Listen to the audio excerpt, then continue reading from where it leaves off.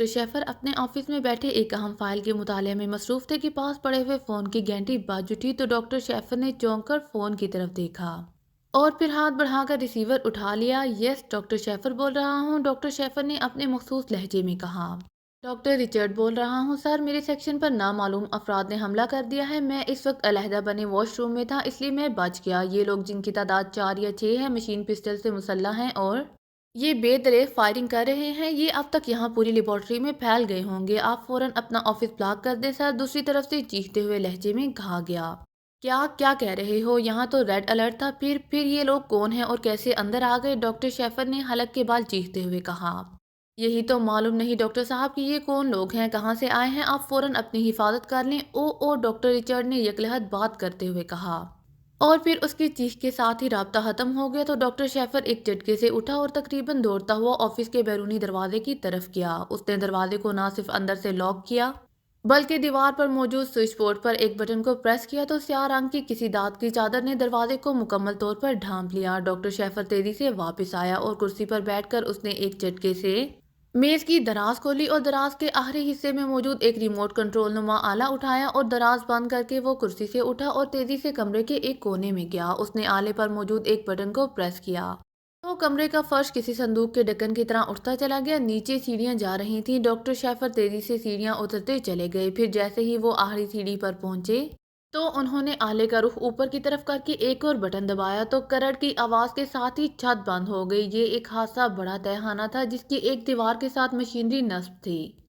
اس کے علاوہ وہاں 2 بڑی الماریاں، 4 کرسیاں اور ایک بیڈ موجود تھا۔ چھوٹا ریفریجریٹر بھی تھا۔ ڈاکٹر شیفر نے ایک سائڈ پر موجود میز پر ریموٹ کنٹرول نما آلہ رکھا اور پھر ایک مشین کی طرف بڑھ گیا۔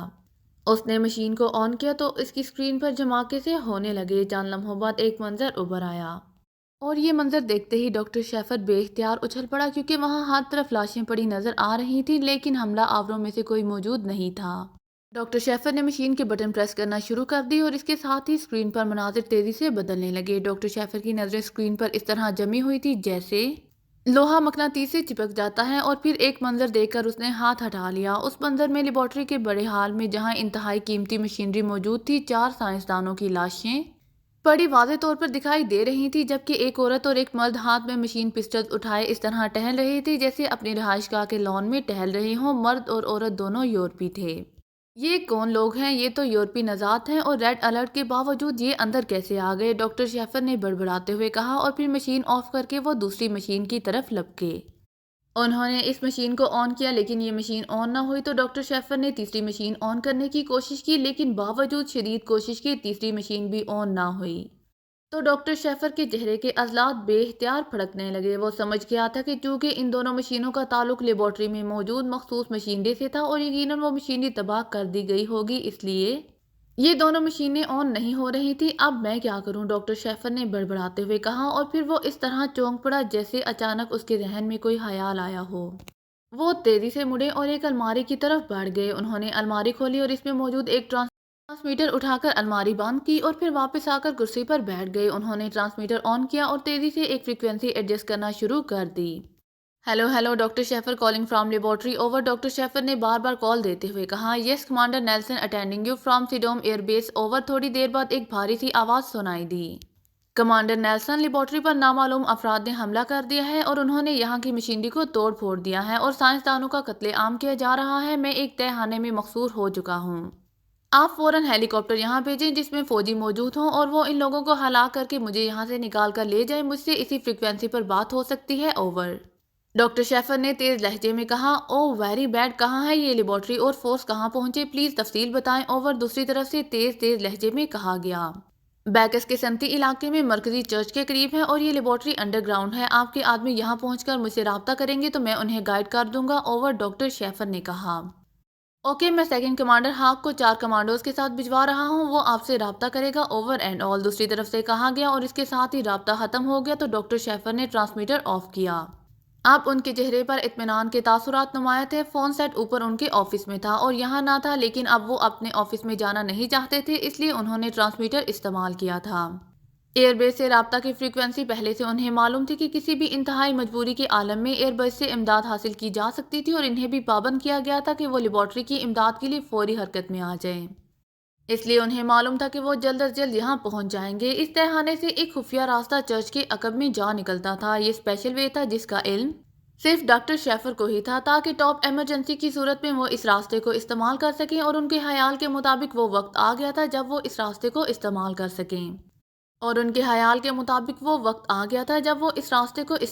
سکیں۔ وہ بیٹھے یہی سب کچھ سوچ رہے تھے کہ انہیں چھت کی طرف سے دھماکے کی آواز سنائی دی، تو وہ بے اختیار اچھل کر کھڑے ہو گئے۔ ایک لمحے انہیں خیال آیا تو ان کا دل چاہا کہ وہ بے اختیار اپنا سر پیٹ لیں، کیونکہ جو فائل وہ آفس میں بیٹھے پڑھ رہے تھے یہ وہی فائل تھی جسے پاکیشا سے حاصل کیا گیا تھا، اور اس کے پیچھے پاکیشائی ایجنٹ کام کر رہے تھے۔ لیکن دوسرے لمحے انہیں یہ سوچ کر قدرے تسلی ہو گئی کہ یہ حملہ آور پاکیشا کے نہیں ہیں بلکہ یورپی نژاد لوگ ہیں۔ لیکن پھر انہیں یہ خیال آیا کہ ان لوگوں نے کیوں یہاں حملہ کیا ہے اور وہ کیا چاہتے ہیں۔ وہ بیٹھے یہی سوچ رہے تھے کہ میز پر پڑے ہوئے ٹرانسمیٹر سے سیٹی کی آواز سنائی دی، تو انہوں نے جلدی سے ٹرانسمیٹر اٹھا لیا اور اس کو آن کر دیا۔ Hello hello, assistant commander Hawk calling over. رابطہ ہوتے ہی دوسری طرف سے تیز آواز سنائی دی۔ پس منظر میں کافی شور تھا۔ Yes doctor Schaefer attending you over. Doctor Schaefer نے کہا، ڈاکٹر صاحب ہم بیکس کی فضا میں موجود ہیں، آپ کہاں ہیں اور ہم کہاں اتریں تاکہ آپ کی مدد کر سکیں، اوور۔ اسسٹنٹ کمانڈر ہاک نے اس پر قدرے مودبانہ لہجے میں کہا، چرچ کے عقب میں سڑک کی دوسری طرف ایک چھوٹا سا میدان ہے جس میں درختوں کا ایک جھنڈ موجود ہے، کیا آپ اسے دیکھ سکتے ہیں، اوور۔ یس سر، ہم نے چیک کر لیا ہے اسے، اوور۔ دوسری طرف سے کہا گیا، آپ ہیلی کاپٹر وہاں اتار دیں۔ آپ کے ساتھ کتنے کمانڈوز ہیں، اوور، ڈاکٹر شیفر نے کہا۔ 4، اوور۔ دوسری طرف سے کہا گیا، ٹھیک ہے، میں خفیہ راستے سے وہاں پہنچ رہا ہوں، مجھے وہاں تک پہنچنے میں 10-12 منٹ لگیں گے، پھر میں آپ کو ساتھ لے کر واپس لیبارٹری آؤں گا تاکہ آپ یہاں موجود حملہ آوروں کا خاتمہ کر دیں۔ ویسے آپ کو راستہ نہیں ملے گا، اوور، ڈاکٹر شیفر نے کہا۔ ٹھیک ہے، جلدی کریں، حملہ آور فرار نہ ہو جائیں، over and all, assistant commander Hawk نے کہا، اور اس کے ساتھ ہی رابطہ ختم ہو گیا۔ تو ڈاکٹر شیفر نے ٹرانسمیٹر آف کر کے اسے جیب میں ڈالا اور پھر ریموٹ کنٹرول نما آلہ اٹھا کر وہ تہھانے کی عقبی دیوار کے قریب پہنچ کر رکا، اور اس نے آلے کا رخ اس دیوار کی طرف کر کے یکے بعد دیگرے 2 بٹن پریس کر دیے تھے۔ سرر کی آواز کے ساتھ ہی درمیان دیوار سے پھٹ کر دونوں سائیڈوں میں غائب ہو گئی۔ اب دوسری طرف زیر زمین جاتی ہوئی ایک چھوٹی سی سرنگ نظر آ رہی تھی جس میں ایک آدمی چل سکتا تھا۔ ڈاکٹر شیفر تیزی سے آگے بڑھا اور اندر جا کر اس نے رخ موڑ کر ایک بار پھر ریموٹ کنٹرول نما آلے کا رخ اندر کی طرف کر کے اس نے یکے بعد دیگرے 2 بٹن پریس کیے، تو سرر کی آواز کے ساتھ ہی دیوار پہلے کی طرح برابر ہو گئی، لیکن اس کے ساتھ ہی سرنگ میں گپ اندھیرا سا چھا گیا۔ تو ڈاکٹر شیفر نے اس ریموٹ کنٹرول نما آلے کے عقبی حصے میں موجود ایک چھوٹا سا بٹن پریس کیا، تو اس آلے کے سامنے کے رخ سے ٹارچ کی روشنی کی لکیر سی روشن ہو گئی، اور اس کے ساتھ ہی سرنگ میں چھایا ہوا اندھیرا کافی حد تک روشنی میں تبدیل ہو گیا، اور ڈاکٹر شیفر دوڑنے کے انداز میں آگے بڑھتا چلا گیا، اور پھر اسے عقب میں دھماکے کی آواز سنائی دی، تو اس کی رفتار اور بھی تیز ہو گئی۔ ٹوئن سسٹرز چرچ کے ساتھ بنی ہوئی عمارت کی دوسری منزل پر موجود تھی۔ بڑی سی کھڑکی کھلی ہوئی تھی، اور نیچے کا وہ راستہ جہاں سے لازماً گزر کر لیبارٹری میں داخل ہوا جا سکتا تھا انہیں صاف دکھائی دے رہا تھا، جبکہ وہ خود کھڑکی کی سائیڈ میں کرسیوں پر بیٹھی ہوئی تھی۔ ایک سائیڈ پر جولین اور دوسری سائیڈ پر موگی بیٹھی ہوئی تھی، جبکہ ان کے ساتھی گراؤنڈ فلور میں موجود تھے۔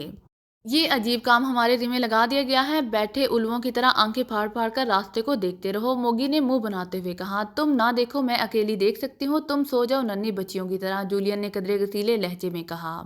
میں تو سو ہی جاؤں گی، لیکن مجھے تمہاری فکر ہے، اگر پاکیشائی ایجنٹ آ گئے تو تم ہاتھ سے زخمی ہو، اس لیے تم اکیلی کچھ نہ کر سکو گی، اس لیے انسانی ہمدردی کی وجہ سے مجبوراً جاگ رہی ہوں، موگی نے کہا۔ مجھے انسان سمجھنے کا بے حد شکریہ، جولین نے قدرے طنزیہ لہجے میں کہا۔ تمہیں واقعی میرا شکریہ ادا کرنا چاہیے، کیونکہ ویسے تو تم نہ انسان ہو اور نہ ہی اس قابل ہو کہ تم سے ہمدردی کی جائے، موگی بلا کہاں پیچھے رہنے والی تھی۔ بس زیادہ اڑنے کی ضرورت نہیں ہے، خاموش رہو، ہم اس وقت حالت جنگ میں ہیں، جولین نے تیز لہجے میں کہا۔ حالت جنگ میں؟ وہ کیسے؟ سامنے خالی راستہ ہے، کوئی مقابل تو ہے نہیں، اور ہم حالت جنگ میں ہیں، کمال ہے، موگی نے منہ بناتے ہوئے کہا۔ اور پھر نہ جانے کتنا وقت گزر گیا انہیں ایسی باتیں کرتے ہوئے کہ سیل فون کی گھنٹی بج اٹھی، تو جولین نے تیزی سے جیکٹ کی جیب سے فون نکالا اور اس کا بٹن آن کر دیا۔ ڈربی بول رہا ہوں، دوسری طرف سے ایک مردانہ آواز سنائی دی۔ یس جولین بول رہی ہوں، کیوں کال کی ہے، جولین نے تیز لہجے میں کہا۔ میڈم، میں واش روم کے چرچ کی طرف گیا تھا، میں نے وہاں 4 مردوں اور 2 عورتوں کو ایک پادری کے ساتھ چرچ کے سینٹرل ایریا کی طرف جاتے دیکھا تھا، میں واش روم چلا گیا، اب میں واپس آیا ہوں تو میں نے سوچا کہ آپ کو اطلاع دے دوں، کیونکہ ان کی تعداد مشکوک ہے، دوسری طرف سے کہا گیا۔ کتنی دیر پہلے کی بات ہے، جولین نے کہا۔ تقریباً نصف گھنٹہ پہلے کی، ڈربی نے جواب دیا۔ یہ لوگ پادری کے ساتھ جا رہے تھے؟ کون سے پادری کے ساتھ، جولین نے کہا۔ وہی پادری جو ہمیں پہلے ملا تھا اور پھر وہ فادر جوزف کو ساتھ لے آیا تھا، ڈربی نے جواب دیتے ہوئے کہا۔ تم اندر جاؤ اور چیک کر کے بتاؤ کہ یہ افراد وہاں کیا کر رہے ہیں اور فادر جوزف ان کے ساتھ وہاں کیا کر رہے ہیں، فوراً جا کر چیک کرو اور پھر مجھے رپورٹ دو، جولین نے تیز لہجے میں کہا۔ یس میڈم، دوسری طرف سے کہا گیا تو جولین نے فون آف کر کے واپس جیب میں ڈال دیا۔ کیا ہوا ہے، موگی نے کہا۔ کیونکہ وہ دوسری طرف سے آنے والی آواز نہ سن پا رہی تھی تو جولین نے اسے ڈربی کی کال کے بارے میں مختصر طور پر بتا دیا۔ تمہارا خیال ہے کہ یہ پاکستانی ایجنٹ ہو سکتے ہیں، موگی نے کہا۔ نہیں، میرا خیال ہے کہ صرف تعداد عورتوں کی وجہ سے ڈربی مشکوک ہوا ہے، ورنہ وہ ادھر لیبارٹری میں جاتے چرچ میں جانے سے انہیں کیا ملے گا، جولین نے کہا۔ جبکہ میرا خیال ہے کہ یہ ہمارے مطلوبہ لوگ ہیں، ہو سکتا ہے کہ وہ فادر جوزف پر تشدد کر کے ہمارے بارے میں معلوم کر لیں اور پھر اچانک ہم پر دھاوا بول کر ہم سے چھٹکارا پا لیں اور پھر اطمینان سے اپنی کارروائی کرتی رہیں، موگی نے کہا۔ اگر ایسا ہوتا تو اب تک ایسا ہو چکا ہوتا، تقریباً 45 منٹ تو انہیں چرچ میں گئے ہوئے ہو گئے ہیں، جولین نے کہا۔ تو موگی نے اس پر کوئی جواب نہ دیا اور پھر تقریباً 10 منٹ بعد فون کی گھنٹی ایک بار پھر باز اٹھی۔ لاؤڈر آن کر دینا، موگی نے کہا۔ تو جولین نے اسپات میں سر ہلاتے ہوئے جیب سے سیل فون نکال کر اس کا بٹن پریس کر دیا۔ یس جولین بول رہی ہوں، جولین نے کہا اور اس کے ساتھ ہی اس نے لاؤڈر آن کر دیا۔ ڈربی بول رہا ہوں میڈم، یہاں غضب ہو گیا ہے، فادر جوزف اپنے خصوصی تہخانے میں بے ہوش پڑے ہوئے ہیں، جبکہ ان کے پاس فرش پر ایک نقشہ بھی پڑا ہوا ہے اور وہ 6 افراد غائب ہیں، ڈربی نے تیز لہجے میں کہا۔ او ہم وہاں پہنچ رہے ہیں، تم مین چرچ کے باہر ہمارا انتظار کرو، جولین نے چیختے ہوئے کہا اور فون آف کر کے اس نے جیکٹ کی جیب میں ڈال لیا۔ کہاں جا رہی ہو؟ ایسا بھی تو ہو سکتا ہے کہ ہمیں باقاعدہ ڈانٹ دیا جا رہا ہو، ہم اپنے آدمیوں سمیت وہاں پہنچ جائیں اور وہ لوگ اطمینان سے گزر کر لیبارٹری میں داخل ہو جائیں۔ اب چرچ میں تو ظاہر ہے لیبارٹری کا کوئی راستہ نہیں ہے، موگی نے کہا۔ ڈربی نے بتایا ہے کہ وہاں کوئی نقشہ بھی پڑا ہوا ہے۔ ویری بیڈ، کہیں کوئی خفیہ راستہ نہ ہو اور ہم یہاں بیٹھی مکھیاں مارتی رہ جائیں، جولین نے کہا اور اس کے ساتھ ہی وہ مڑ کر بیرونی دروازے کی طرف بڑھتی چلی گئی۔ اس کا انداز ایسا تھا جیسے وہ اکیلی وہاں جانے کا فیصلہ کر چکی ہو۔ میں بھی آ رہی ہوں، موگی نے کہا اور پھر وہ جولین کے پیچھے بیرونی دروازے کی طرف بڑھنے لگی۔ ڈربی کے علاوہ باقی ساتھی یہیں رہیں گے، جولین نے عمارت سے باہر نکل کر فرسٹ فلور پر موجود اپنے ساتھیوں سے کہا اور اس کے ساتھ ہی وہ دوڑتی ہوئی چرچ کی طرف بڑھتی چلی گئیں۔ چرچ کے مرکزی حصے کے باہر ڈربی موجود تھا، اس کے ساتھ ایک پادری بھی موجود تھا۔ یہ فادر کیرل ہیں، یہ فادر جوزف کو ہسپتال بھجوانا چاہتے تھے، لیکن میں نے انہیں منع کر دیا کہ جب تک آپ صورتحال کو چیک نہ کر لیں اس وقت تک سچویشن میں کوئی تبدیلی نہ لائی جائے، ڈربی نے کہا۔ آئیں دکھائیں ہمیں کیا ہوا ہے، جولین نے کہا اور پھر فادر کیرل کی رہنمائی میں وہ اس تہخانے میں پہنچ گئی جہاں فادر جوزف بے ہوش پڑے ہوئے تھے۔ یہ دیکھیں میڈم، یہ نقشہ یہاں پڑا ہوا ہے، ڈربی نے ایک طرف اشارہ کرتے ہوئے کہا۔ وہ لوگ یہاں کیوں آئے تھے؟ کون لے آیا تھا انہیں یہاں؟ جولین نے پوچھا۔ میں انہیں لے آیا تھا، فادر کیرل نے جواب دیتے ہوئے کہا۔ تو جولین اور موگی دونوں بے اختیار چونک پڑیں۔ کیوں؟ وجہ؟ جولین نے قدرے حیرت بھرے لہجے میں کہا۔ فادر جوزف نے حکم دیا تھا کہ میں باہر جا کر رکوں، لوگ آئیں گے، یہ میرا نام لیں گے تو میں انہیں یہاں لے آؤں۔ میں نے فادر جوزف کے حکم کی تعمیل کی اور انہیں یہاں لے آیا، پھر میں واپس چلا گیا۔ پھر جب فادر جوزف کی عبادت کا مخصوص وقت ہوا مگر فادر جوزف اس تہخانے سے باہر نہ آئے تو میں معلوم کرنے گیا تو فادر جوزف یہاں بے ہوش پڑے تھے اور وہ آنے والے لوگ بھی غائب تھے۔ میں پریشان ہو کر باہر نکلا تو یہ آپ کا آدمی مل گیا۔ میں چاہتا تھا کہ فادر جوزف کو فوراً ہوش میں لانے کے لیے ہسپتال بھجوایا جائے مگر آپ کے آدمی نے روک دیا، پھر آپ آ گئیں، فادر کیرل نے تفصیل سے جواب دیتے ہوئے کہا۔ پھر وہ لوگ کہاں گئے؟ فادر جوزف کو کس نے بے ہوش کیا اور یہ نقشہ کون لایا ہے؟ جولین نے حیرت بھرے لہجے میں کہا۔ یہ تو فادر جوزف ہوش میں آ کر ہی بتا سکیں گے، فادر کیرل نے جواب دیتے ہوئے کہا۔ ڈربی، فادر جوزف کو ہوش میں لے آؤ، پچنگ طریقہ سے، کیونکہ یہ فادر ہیں اور قابل احترام ہیں، جولین نے ڈربی سے کہا۔ یس میڈم، ڈربی نے کہا اور فادر جوزف کی طرف بڑھ گیا۔ اس نے فادر جوزف کے سینے پر دونوں ہاتھ مخصوص انداز میں رکھ کر انہیں آہستہ آہستہ دبانا شروع کر دیا۔ وہ رفتہ رفتہ دباؤ بڑھائے چلے جا رہا تھا تاکہ دل پر پڑنے والے دباؤ سے خون کی رفتار میں اضافہ ہو اور اعصاب میں موجود جمود ختم ہو سکے۔ جولین، یہ دیکھیں جو اصل بات ہے، اس طرف تم نے توجہ ہی نہیں کی، فضولیات میں وقت ضائع کرنے کا بڑا شوق ہے تمہیں، ادھر آؤ، یہ دیکھو۔ اسی لمحے موگی کی چیختی ہوئی آواز سنائی دی تو جولین، جو ڈربی اور فادر جوزف کی طرف متوجہ تھی، چونک پڑی۔ کیا قیامت ٹوٹ پڑی ہے تم پر؟ جولین نے غصیلے لہجے میں جواب دیتے ہوئے کہا۔ یہ دیکھو، یہاں بارود بھر کر اسے فائر کیا گیا ہے، یہ تہخانہ یقیناً ساؤنڈ پروف ہے ورنہ دھماکے کی آواز کافی دور تک سنائی دیتی، اس کا مطلب ہے کہ یہاں کوئی راستہ ہے جسے دھماکے سے کھولا گیا ہے، موگی نے کہا۔ تو جولین، جو جھک کر دیوار کی جڑ کو دیکھ رہی تھی، بے اختیار اچھل پڑی۔ تم سمجھ نہیں رہی ہو، میں سمجھ گئی ہوں، یہ کوئی عام راستہ نہیں کھولا گیا، کوئی خفیہ راستہ کھولا گیا ہے، اسی لیے یہ نقشہ بھی یہاں پڑا ہوا تھا۔ ویری بیڈ، اب اسے کیسے کھولا جائے؟ جولین نے اچھلتے ہوئے کہا۔ فادر جوزف کو یقیناً معلوم ہوگا، اسے معلوم کرو، موگی نے کہا۔ تو جولین نے اسبات میں سر ہلا دیا۔ इसी लम्हे इनके कानों में फादर जोसेफ के कराहने की आवाज़ें पड़ीं तो वो दोनों ही इनकी तरफ मतवज्जे हो गईं। बम मारकर उड़ा दो इसे फौरन जल्दी, इमरान ने मुड़कर कदरे तेज लहजे में कहा तो सफदर ने बिजली से भी ज्यादा तेज रफ्तारी से इमरान की हदायत पर अमल करते हुए अपनी पुश्त पर मौजूद थैले में से एक बम निकाला और उसकी पिन प्रेस करके इसने बम को दीवार पर मार दिया। एक खौफनाक धमाका हुआ और गहरे नीले रंग का धुआं सा फैलता चला गया। थोड़ी देर बाद धुआं खत्म हुआ तो इस कमरे के टुकड़े उड़ चुके थे, लेकिन इसके बाद किसी धात की स्याह चादर वाज़े तौर पर नजर आ रही थी। इस चादर पर बम का कोई असर ना हुआ था। ओ तो ये कार्स्को ब्लैक मेटल है, दो बम इकट्ठे फेंको जल्दी, इमरान ने एक बार फिर तेजी से कहा तो इस बार इसकी हिदायत की पैरवी कैप्टन शकील और सफदर दोनों ने मिलकर की और बैक वक्त दो बम इस चादर पर मारे गए तो पहले से भी ज्यादा खौफनाक धमाके हुए और एक बार फिर गहरे रंग का धुआं फैलता चला गया। चंद लम्हों बाद जब धुआं मुंतशिर हो गया तो हला साफ नजर आ रहा था। दूसरी तरफ कोई कमरा था। आओ, इमरान ने कहा और लॉन्ग जंप के अंदाज में उसने छलांग लगाई और हला को क्रॉस करके अंदर कमरे में पहुंच गया। कमरा ऑफिस के अंदाज में सजाया गया था। बड़ी सी मेज पर एक फाइल खुली हुई मौजूद थी, जबकि एक दीवार पर एक तस्वीर का फ्रेम भी मौजूद था जिसके नीचे डॉक्टर शेफर लिखा हुआ था।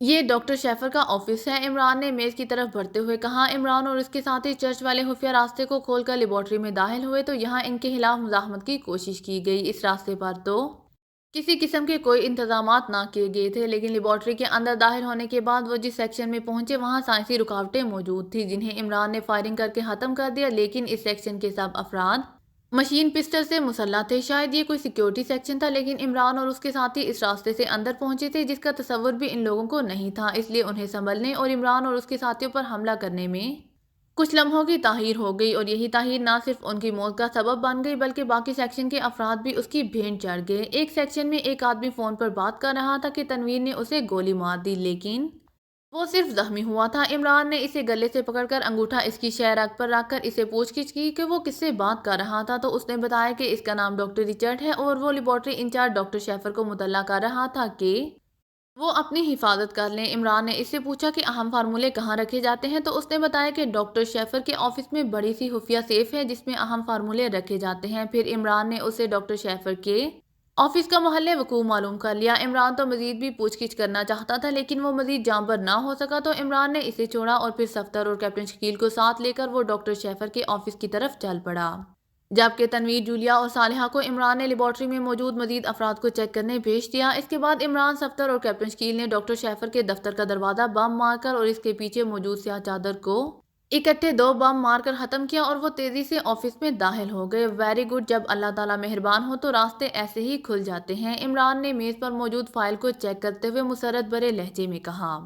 क्या हुआ इमरान साहब? सफ्तर ने कहा। ये मेज पर जो खुली हुई फाइल मौजूद है यही पाकिस्तानी फाइल है, एएम गन फार्मूले की फाइल, लेकिन ये डॉक्टर शेफर कहाँ गया?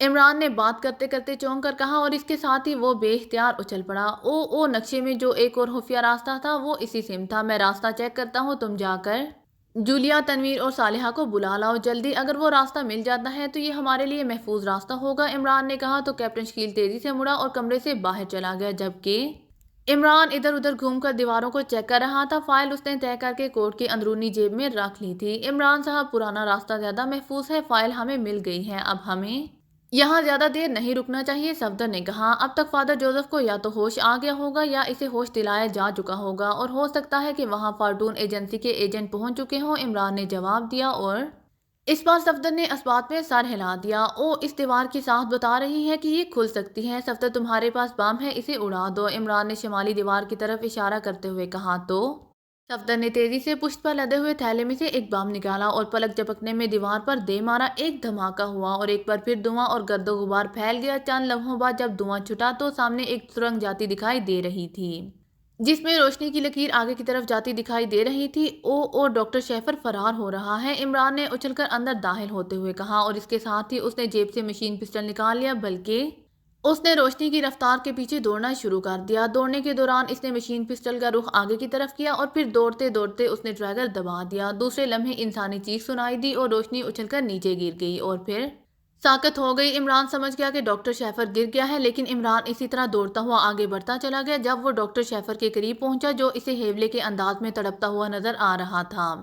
तुम्हारा नाम डॉक्टर शेफर है? इमरान ने झुककर इसकी गर्दन पर अंगूठा रखते हुए कहा। हाँ, मगर तुम कौन हो? तुमने मुझे गोली मारी है, डॉक्टर शेफर ने रुक रुक कर कहा तो عمران نے انگوٹھا اس کی گردن سے اٹھا لیا کیونکہ آواز سن کر ہی اسے اندازہ ہو گیا تھا کہ ڈاکٹر شیفر آخری سانس لے رہا ہے۔ یہ راستہ کہاں جا نکلتا ہے، جلدی بتاؤ ورنہ، عمران نے گھراتے ہوئے کہا۔ جھنڈ میں، چرچ کے عقب میں درختوں کے جھنڈ میں، ڈاکٹر شیفر نے ایسے انداز میں فقرہ مکمل کیا کہ اس کی آواز فقرے کے اختتام پر ڈوب چکی تھی اور اس کا جسم ایک زوردار جھٹکا کھا کر ساکت ہو گیا تھا۔ عمران اٹھنے ہی لگا تھا کہ ڈاکٹر شیفر کی جیب سے ٹرانسمیٹر کی سیٹی آواز سنائی دی تو عمران نے جھک کر ڈاکٹر شیفر کی اس جیب کی طرف ہاتھ بڑھا دیا جہاں سے آواز سنائی دے رہی تھی۔ اس دوران عمران کے سارے ساتھی وہاں پہنچ کر خاموش کھڑے یہ سب کچھ ہوتا دیکھ رہے تھے جبکہ صفدر نے ڈاکٹر شیفر کے ہاتھ سے نکل کر گرنے والا ٹارچ نما ریموٹ کنٹرول آلہ اٹھا لیا تھا۔ عمران نے ٹرانسمیٹر آن کر دیا۔ Hello hello, second commander calling doctor Schaefer, over. Transmitter on ہوتے ہی ایک مردانہ آواز سنائی دی۔ Yes doctor Schaefer, attending you, over. Imran نے ڈاکٹر شیفر کی آواز اور لہجے میں بات کرتے ہوئے کہا، ڈاکٹر صاحب، ہم نے درختوں کے جھنڈ کے قریب ہیلی کاپٹر اتار لیا ہے اور اب ہم آپ کی آمد کا انتظار کر رہے ہیں۔ آپ نے کہا تھا کہ 10-12 منٹوں میں آپ یہاں پہنچ جائیں گے، اب تو یہ وقت بھی گزر چکا ہے۔ لیبارٹری کو تباہ کرنے والے ایجنٹ فرار ہو جائیں گے۔ آپ کہاں ہیں، اوور؟ دوسری طرف سے کہا گیا، میں بوڑھا آدمی ہوں، زیادہ تیز نہیں دوڑ سکتا، بہرحال میں چند منٹوں میں پہنچ رہا ہوں، اوور اینڈ آل۔ عمران نے کہا اور ٹرانسمیٹر آف کر کے اس نے جیب میں ڈال لیا۔ آؤ، اللہ تعالیٰ نے ہماری واپسی کا بھی محفوظ انتظام پہلے ہی کر دیا ہے، آؤ۔ عمران نے ٹرانسمیٹر جیب میں رکھتے ہوئے کہا اور صفدر سے ٹارچ نما ریموٹ کنٹرول آلہ لے لیا۔ اسے اس کے استعمال کا بخوبی علم تھا۔ یہ کیا ہے عمران صاحب؟ صفدر نے پوچھا۔ اللہ تعالیٰ اس کی پیش کی مدد کرتا رہتا ہے، نہ جانے اس نے کون سی ریاضت کر کے اللہ تعالیٰ کو راضی کیا ہوا ہے، تنویر نے کہا تو سب بے اختیار ہنس پڑے۔ اب تک ہم بموں کی مدد سے دروازے اور راستے کھولتے چلے آ رہے تھے، لیکن اب اگر آخری بار ہم نے بم استعمال کیا تو یقیناً باہر موجود فوجی کمانڈوز ہمیں چند قدم بھی نہ اٹھانے دیں گے، اور مجھے معلوم ہے کہ ڈاکٹر شیفر جیبوں میں بم ڈال کر نہ دوڑ رہا ہوگا، یقیناً اس کے پاس سرنگ کا دہانہ کھولنے کے لیے کوئی الیکٹرانک آلہ موجود ہوگا، اور یہ ٹارچ نما آلہ وہی ہے، عمران نے جواب دیتے ہوئے کہا۔ عمران صاحب، ہمیں یہاں سے جلد از جلد نکلنا چاہیے، صفدر نے کہا تو عمران نے اسبات میں سر ہلا دیا اور پھر وہ سب تقریباً دوڑتے ہوئے آگے بڑھنے لگے۔ عمران کے ہاتھ میں موجود آلے کی روشنی خاصی تیز تھی، اس لیے انہیں کوئی دشواری نہ ہو رہی تھی۔ سرنگ خاصی طویل تھی اور گھومتی ہوئی آگے بڑھ رہی تھی، اس لیے سمتوں کا کوئی اندازہ نہ ہو رہا تھا۔ اگر یہ روشنی نظر نہ آتی تو یقیناً ڈاکٹر شیفر نکل جانے میں کامیاب ہو جاتا اور وہ یقیناً اس راستے سے ان فوجی کمانڈوز کو لے آتا اور اس طرح وہ لوگ اچانک ہمارے سروں پر پہنچ جاتے، عمران نے کہا۔ عمران صاحب، سب کچھ اللہ تعالیٰ کی حکمتوں سے وقوع پذیر ہوتا ہے، آپ نے اتنی دور سے بھاگتے ہوئے حیولے پر کامیاب نشانہ لگایا جو عام حالات میں ناممکن سمجھا جاتا ہے، پھر عین وقت پر ٹرانسمیٹر کی آواز سنائی دی، پھر اس سے پہلے کہ آپ کی ڈاکٹر شیفر سے بات چیت اور اس طرح آپ کی آواز اور لہجے کی نقل کرنے میں کامیاب ہو گئے، پھر ڈاکٹر شیفر کا میز پر فائل یعنی ہمارے مطلب کی فائل چھوڑ کر بھاگنا، اور اگر ایسا نہ ہوتا تو ظاہر ہے ہم سب سے پہلے اس فائل کو تلاش کرتے۔ اگر آپ کو میری ویڈیو پسند آئے تو please like, share and subscribe کرنا مت بھولیے گا۔ جزاک اللہ۔